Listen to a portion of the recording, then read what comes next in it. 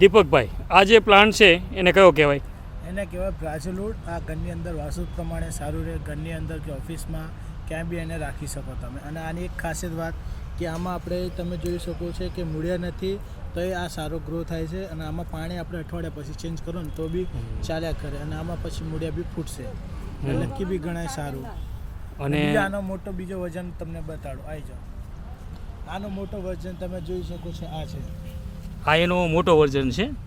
આને અમે લોકો કહીએ છીએ તારાસિંગ ડ્રેસીના. અને આપણે જે પેલું હતું એનું બ્રાઝિલવુડ કહેવાય. અને આ છે તારાસિંગ ડ્રેસીના. આ બંને સેમ જ છે. તો આ હતો એક વિશેષ પ્રકારનો પ્લાન્ટ.